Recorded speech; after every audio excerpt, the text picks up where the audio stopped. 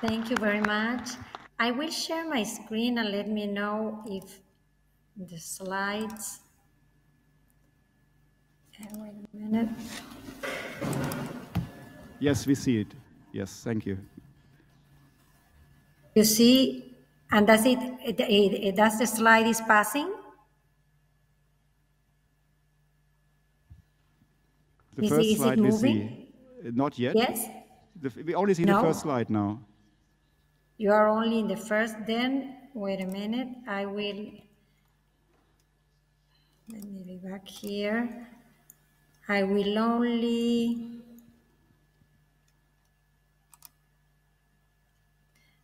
not put it in full screen, sorry. I think in that way it will pass. Now we see you again.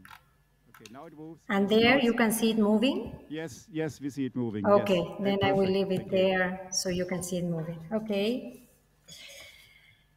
Okay, good afternoon. I am Ana Elias from the University of Tucuman, Argentina. Thank you very much for the invitation to participate at this event. I would have really liked to be there personally, but unluckily due to some travel limitations in Argentina due to the pandemic situation, I decided to be present virtually. The title of my talk is Solar Influence on Long-Term Changes in the Lower and Upper Atmosphere. Here is the outline of my presentation. I will give first an introduction to this topic and mention some results on anthropogenic and natural forcing effects, followed by a very brief description of long-term trend detection in the atmosphere and on some solar variability features. We will see then some results of works I have been involved on solar influences as a natural forcing and also as a proxy, and finally the discussion and conclusions. We begin then with the introduction. Here we have a definition of climate change given by the IPCC, which I like the most. And from it, I would like to highlight that it refers to any change in climate over time, whether due to natural variability or as a result of human activity. These two sources of climate change, natural and anthropogenic, which I will call also long-term change or trends, can be specified more. In the case of anthropogenic, we have, for example, increasing greenhouse gases like CO2, deforestation, and more. In the case of natural sources, we have long-term trends in solar activity, long-term trends in geomagnetic activity, secular variation of the Earth's magnetic field, internal factors like volcanic eruptions, and many more. The first two highlighted here are of solar origin. Trends have already been detected through modeling and from experimental data. Here is an example of these trends in the lower atmosphere. I am showing this figure from an IPCC report. Here we can see the global average surface temperature long-term trend in the upper panel, the global average sea level in the middle, and the northern hemisphere snow cover for spring. Trends like these in general have been and are attributed to anthropogenic effects.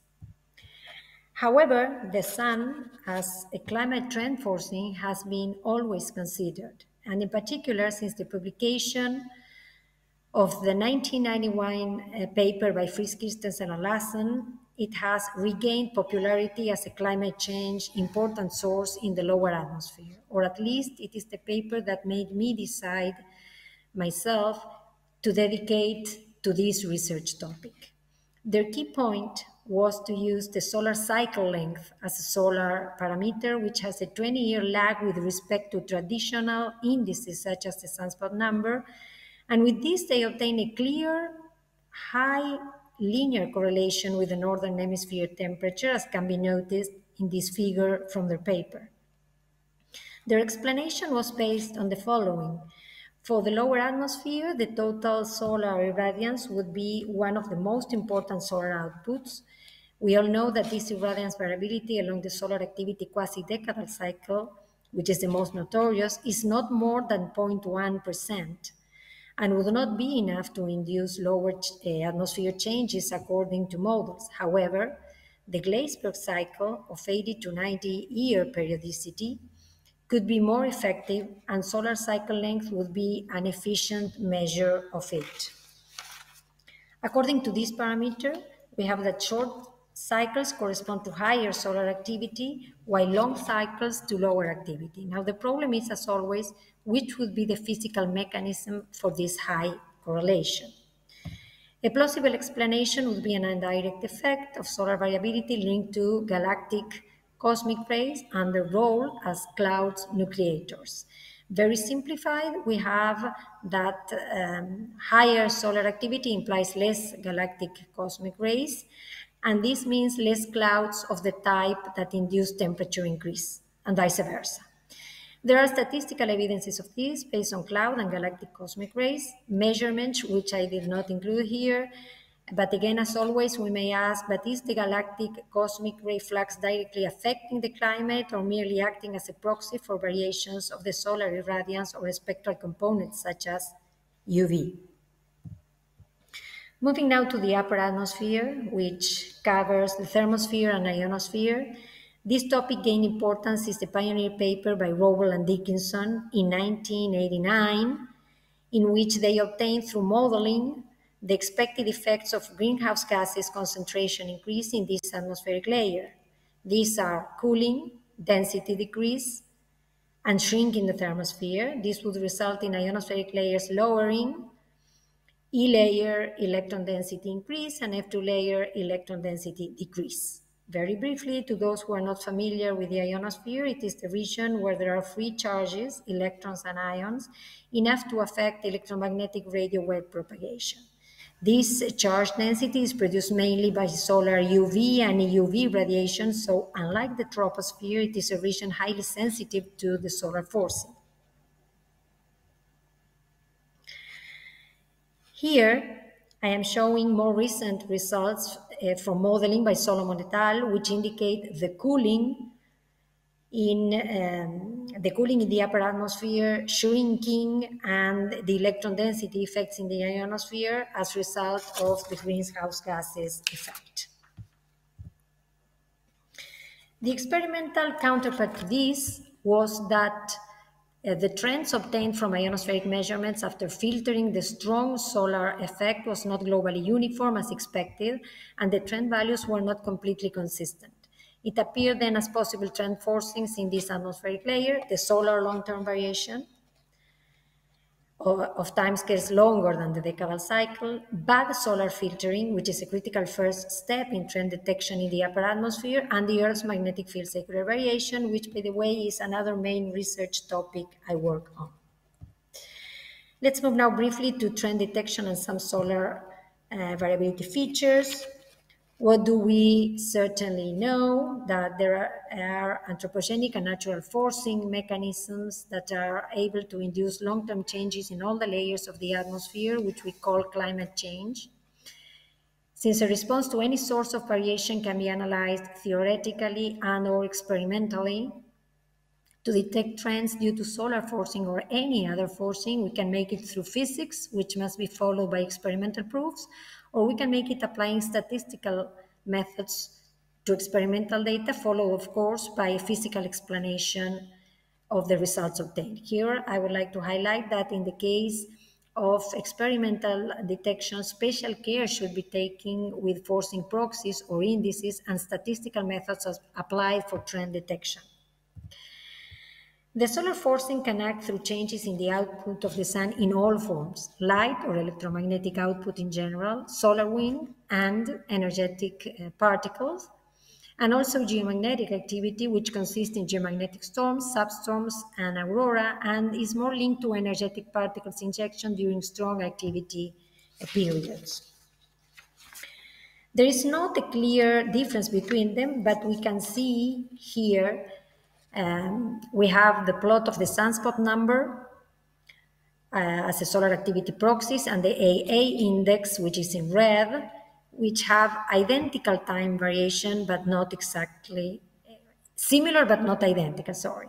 Solar and geomagnetic activity have many characteristic periodicities, short terms like the 27-day rotational period, the semi-annual variation, the quasi-decadal cycle, the 22-year magnetic polarity cycle, and longer oscillations such as the Gleisberg cycle and the Suez cycle.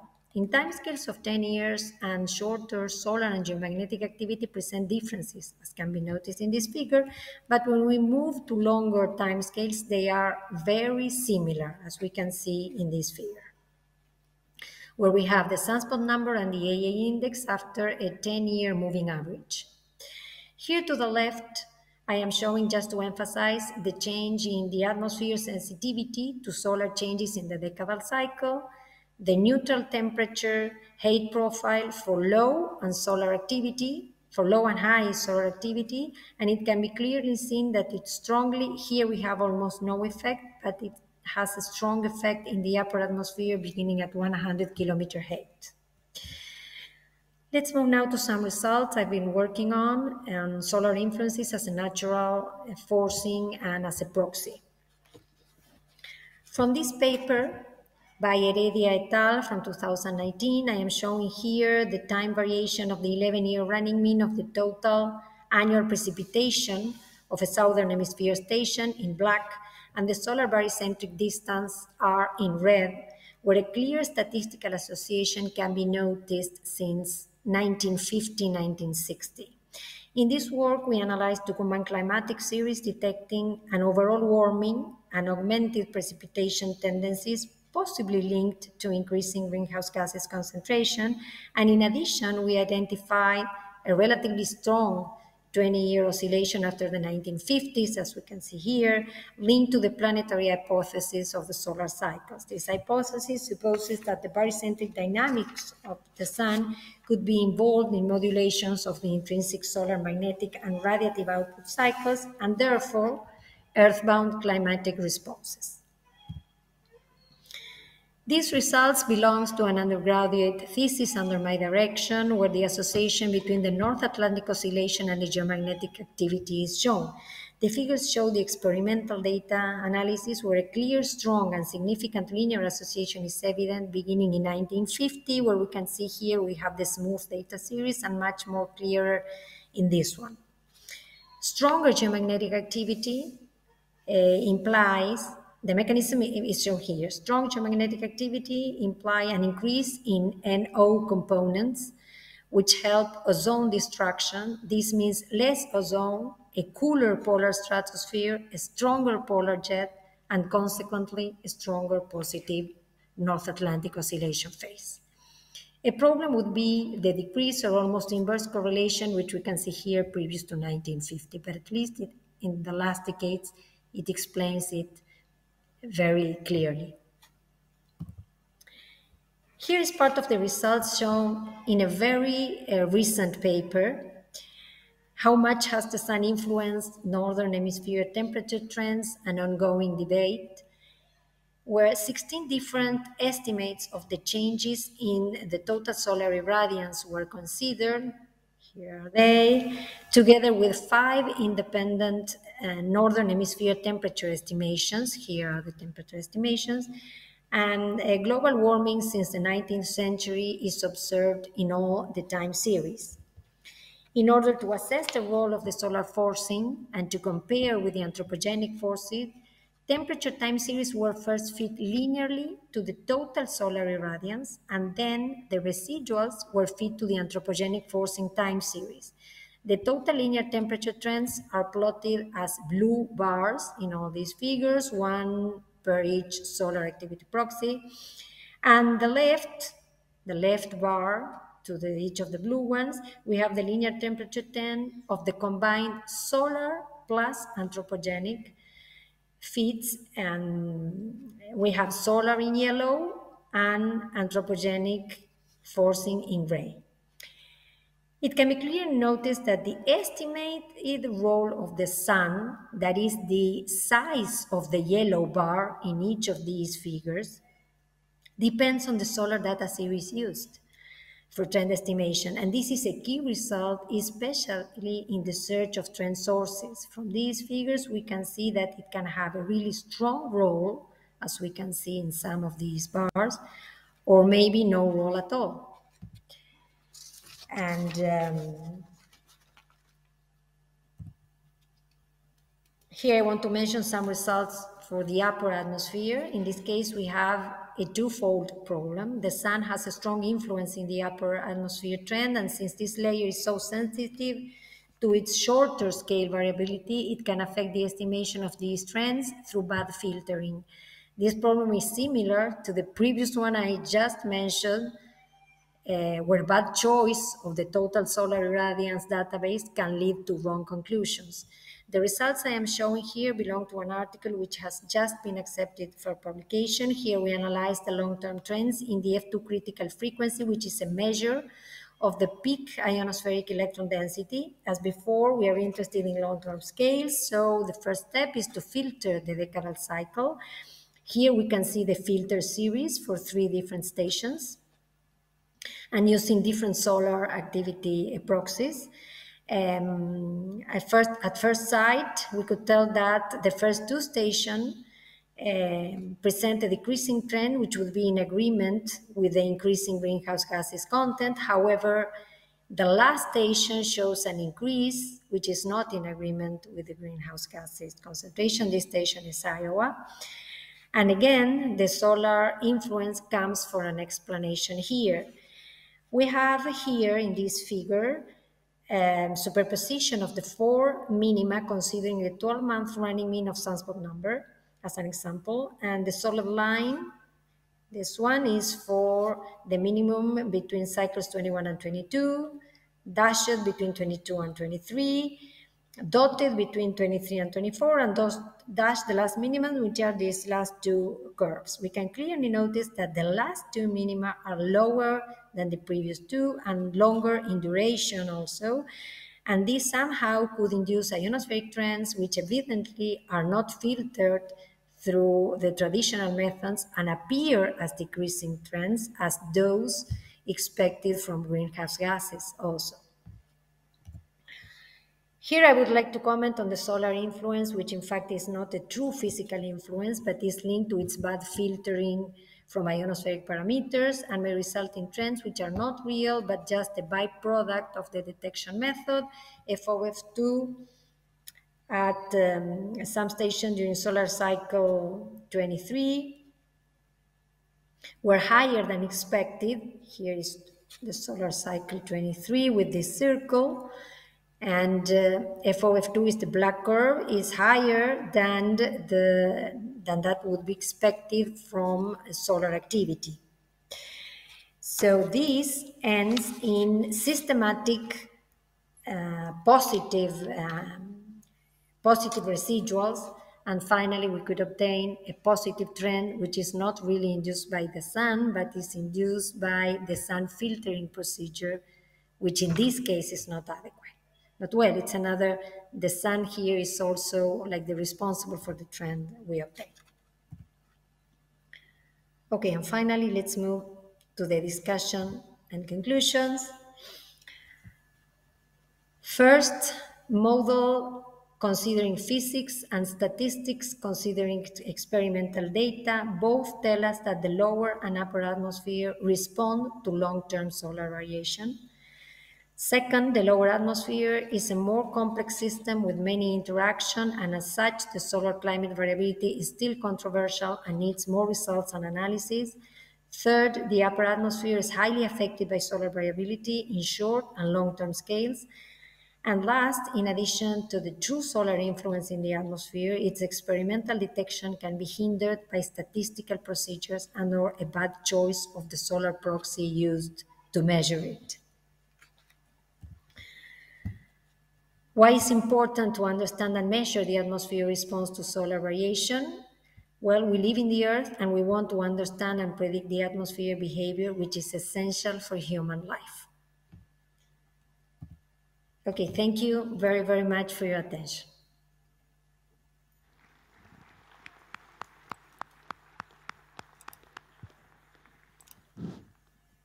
Thank you.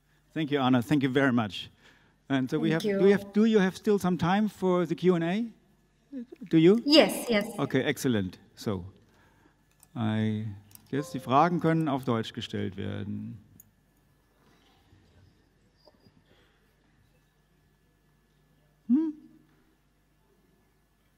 Was it too much science, I guess? Okay, Professor Lüdecke.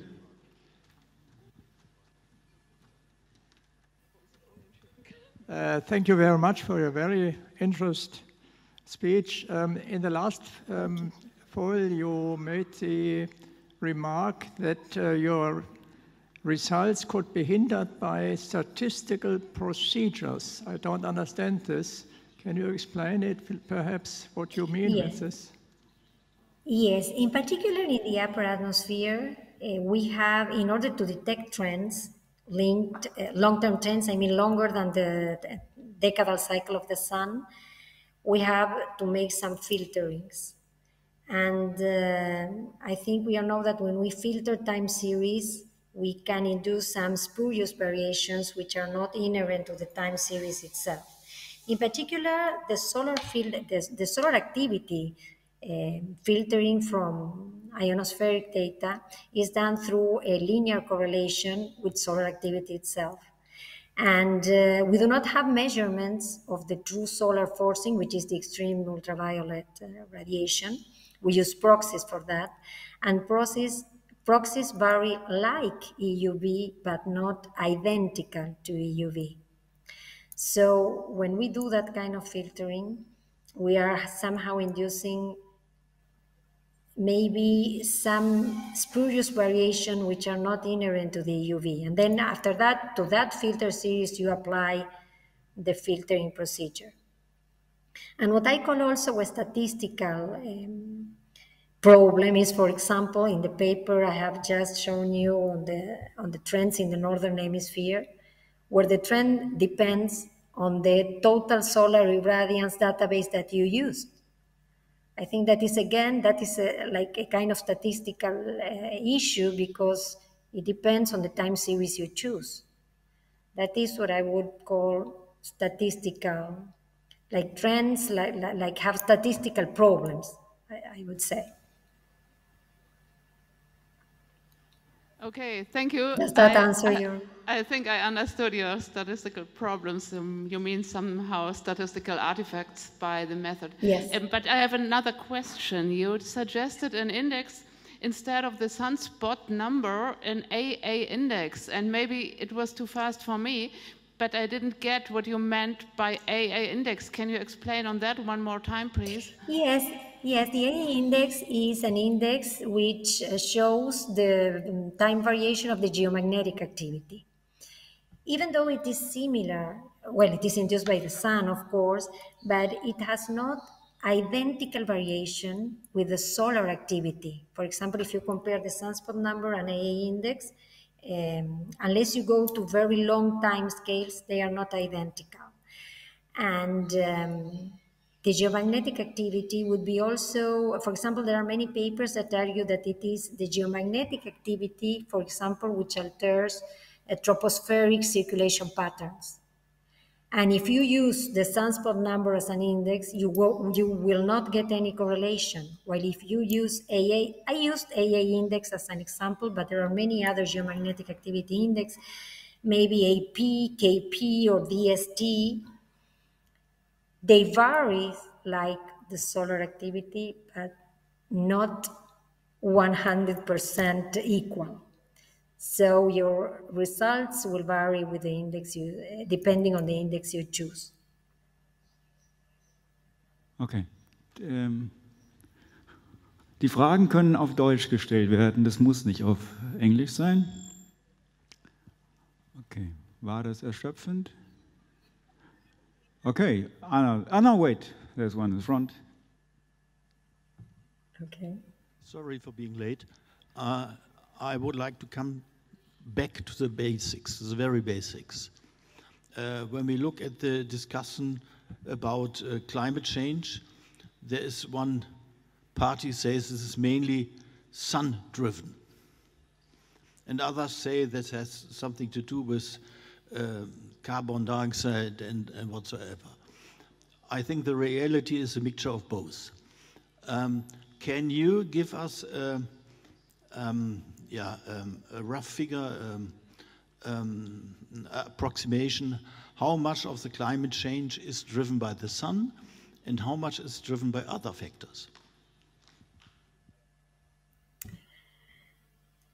Well, I don't know if I can really separate them based only on statistics. I have seen that, for example, the sun or the geomagnetic activity, which in the very last in the last decades have had an almost linear trend.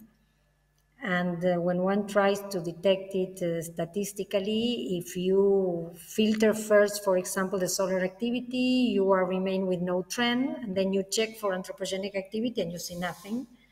And if you do this all the other way, you first filtered a trend according to the increase in CO2, then you're left with no trend.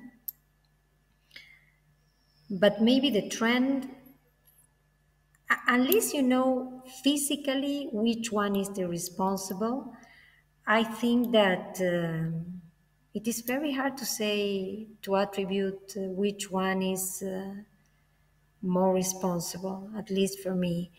And in the ionosphere, maybe can be more clear, but not. I am not really sure I can say which one is more responsible than the other. But the thing is, in the upper atmosphere, sometimes the sun has a more clear signal than in the lower atmosphere. But statistically, I have not found yet how to really separate them. I think there's one more. Sorry. It seems to me that there's a noise in terms of sea currents and things like that have a much bigger amplitude than the slow change of climate given either by the sun or by the greenhouse gases. So, I mean, somehow it's very difficult. I see it's very difficult to find what is really climate change and what is cycles from mainly ocean currents.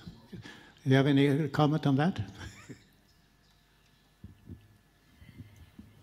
You mean, sorry, I didn't understand the last part. You mean that it is really, can you repeat the last part only? Well, I would say that, so to say, internal variations mainly due to ocean currents is like a noise that spoils, it makes it very, very difficult to find. You have to, that when you say filtering, you have to filter out all these fast changes which are of a much bigger than the slow change. Yes, well, that I think that this is a very important issue, because in order to filter this, you have to manipulate the series. And again, we are with the problem that I just mentioned that happens with the ionosphere and also with the troposphere. We do not have that kind of problem, at least in the upper atmosphere, that internal interaction. We do not have that problem. But we have the problem of the decadal cycle of the solar activity. And in the case in the troposphere, well, I think it presents two problems. Physical, because maybe it has a stronger effect than we think, and in our attempt to filter them, we completely, maybe we are not filtering them well, or we are completely making them null, but through our procedures.